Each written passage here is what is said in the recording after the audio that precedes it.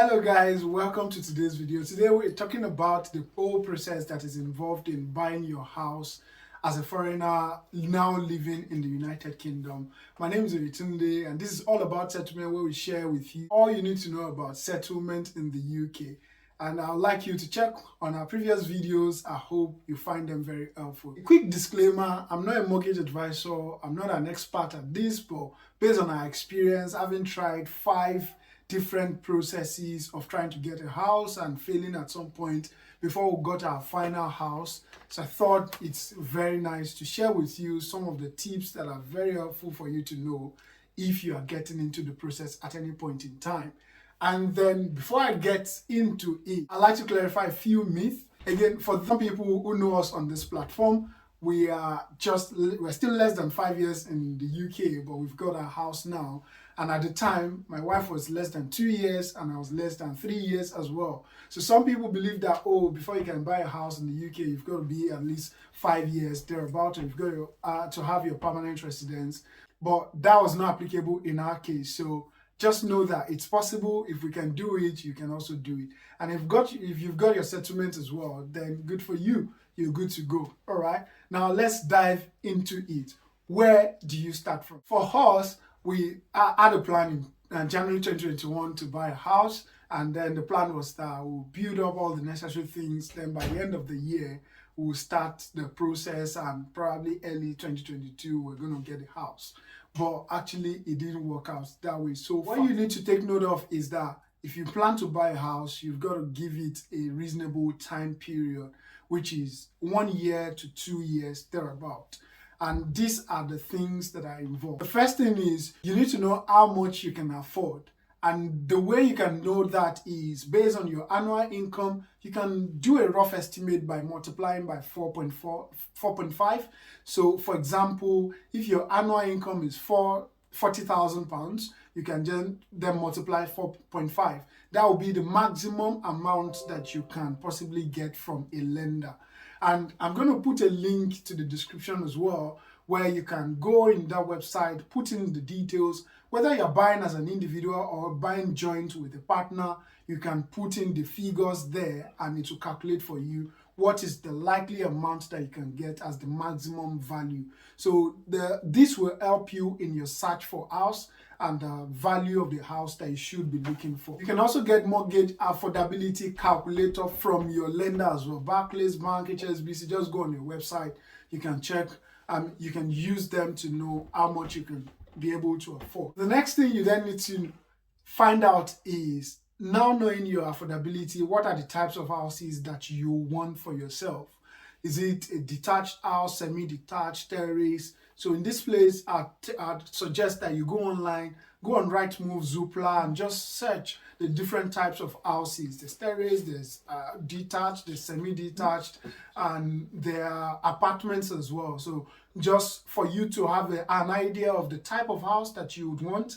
Again, on this point, just also understand your family structure. What are the things that you expect within the next coming years, and how will the house be able to satisfy your needs within a few years to come as well.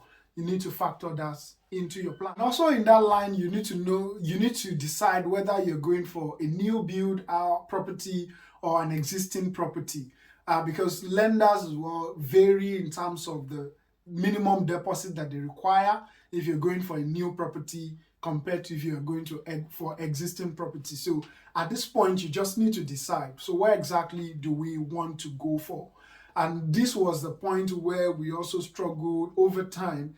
At some point, it felt like, oh, we're less likely to get new build because they were quite expensive, even though they were within our affordability. But at the same time, we didn't want to overstretch ourselves. So we needed to be a bit careful on that. And so we decided to be checking some existing property at some point as well, before we realized that not all mortgage lenders will give you the kind of amount that you want for existing property. So you just want to be sure at this point. My suggestion would be, for the first and second point, you should speak to a mortgage advisor. Just randomly, you can go online and just search. There are some free mortgage advisors, who can then you can book an appointment with them, and they'll discuss with you, okay, this is your situation. At this point, they are not asking for detailed or asking for all the documents thereabout. They just want to get some information to be able to advise you that this will be your affordability, this should be what you should try to be looking for. Now, when you've got this first and second points together, you now decide how much you are working towards as a deposit, which brings to the third point, that is, you need to save up for your deposit, or you get gifts, or you can also get additional loans aside from the mortgage that you'll be getting later on. And this is very important. You need to be very strategic. In our case, I said earlier that we plan to buy a house in October 2021. And we knew that we could not be able to save up all the deposits that would be required, which was going to be 10% of the value of the house that we wanted to get at that time. So what we did was to get some loans from a family member, which we did much earlier than that time. And the plan was to be October 2021. We got the loan around July 2021, which was more like 3 months count back. And the reason was that strategically, at the point when we want to apply for the loan, for the mortgage from the bank, they would be asking for our bank statements and reviewing the detail of all the in and outs in the account as they are doing their various checks on your affordability. And we don't want some extra checks that needs to be done if we tell them that, oh, we got a loan from here or we got a gift from here. If you're getting gift or loan from anywhere, anti-money laundering checks that they are being done in the UK, they would further ask for the details about the other person. Have they come about their income, their employment reference, their bank statements as well, and things like that, which gets a bit messy and complicated. You know, I mean, you're borrowing money from someone, or in fact getting gifts from someone, and you're still questioning them deeply about all of the source of their money. So we didn't want that. So now that I'm trying to let you know that you have to be strategic. If you're getting loan or gift from anyone, do that as early as possible so that you wouldn't have to disclose unnecessary things by the time you're applying for the mortgage. Then another point that we are to mention here, which we did, was to get into a cooperative agreement with a couple of friends based on trust, and not just based on trust. We had a solid cooperative agreement in place. And this is something similar to what we call in Nigeria a susu, which means that people come together and contribute a particular amount, say £500 per person, and all the amounts are gathered to each person in different order, right? So there were 12 units, and some people took more than one unit. For example, one unit is £500. So some people took 2 units. As a family, we took 2 units, so that was going to be £1,000. In determining the order of collection, we used an online tool which did a random order. So all the names were put into there, and then it was ranked, who was collecting first, second, third, and all of that. So we put all of that into a comprehensive agreement. And that was very helpful at the point when we are now applying for mortgage. In the sense that because the bank statement is being reviewed for in and out in your account, for example, in a particular month, they were seeing that, oh, some people were paying a particular amount into your account. Where's that money coming from? What's the source and where exactly it is? And maybe every month as well, you're paying a particular amount out of your account. They want to know what it is. Then we just provided the cooperative agreement to say this is what is existing, and this is the basis of all those inflow and outflow. And the other thing that then they did was to identify any amount. For example, so we took number 3 and number 5. So any amount that was outstanding at the time when we were applying for the mortgage was identified as loan, because we need to pay back those other people that have contributed for us. So that is an helpful way to be able to just get the funds together to meet up with the deposits that you need to buy your house.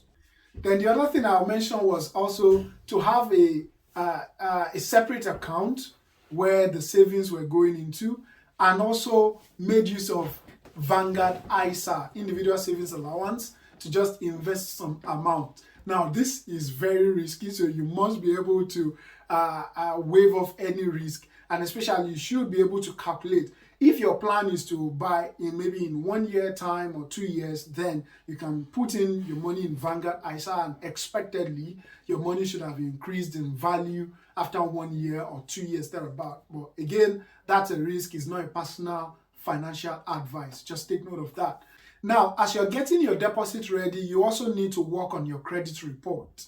In the previous video, I'm going to put a link to it in this video, we shared about how you can build your credit report. At the time when I was applying for mortgage, when we were applying for mortgage, my credit score was actually excellent, like 999 of Experian. And that was because I was working towards it aggressively. But now, I wouldn't tell you where it is at the moment because lots of things have gone into it. But you know what you're working towards. You need to be building your credit report. And this would help you in the sense that it will open you to various options in the market, depending on what your score is. And it will also give you options of reasonable and competitive interest rates as well. If you have very bad credit score, then the lenders that will be willing to give you loan will be so few, and the interest rates will also be very high. So you need to just be careful of that as you work towards your deposit. Now, you're getting closer to meeting the amount that you require for deposit. You don't necessarily have to wait until you have the amount exactly.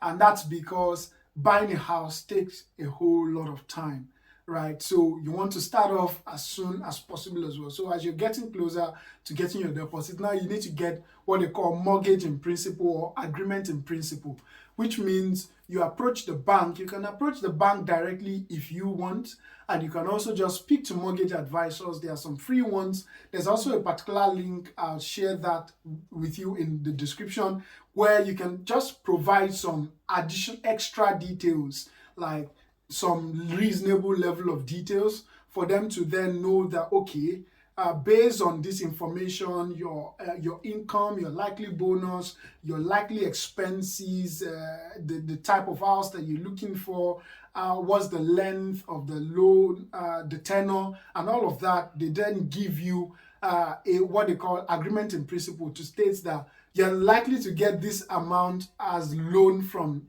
typical lenders in the market. And if you use mortgage advisors, they can in fact get a mortgage in principle from particular lenders. The advantage of using mortgage advisor can also be that they have access to varieties of lenders. So through that, they can help you to decide which one will fit your situation the best and offer you the best possible in the market, rather than if you approach a bank directly. But I've mentioned here, depending on your situation, your visa status, there are very few lenders who are open to lending to people who don't have permanent residents. Few of them, like Halifax, Barclays, Santander, and very few of them. So you might decide to then approach them directly rather than just going blanket to the market. But if you don't have any challenge with your visa status, then you can use mortgage advisors who've got variety of options to give to you. Okay, so now that you have agreement in principle, you are almost getting your deposit in full, you then need to find the property. Thank you for watching to this point. Let me know in the comment section what you think about some of the things that I've shared. And in the next video, I'll be sharing about sourcing for the property to the point where you then get the key. Please make sure you stay in touch with us, subscribe to our channel, like our videos, share with other people, and keep on checking our content, and I'll see you in the next video. Bye for now.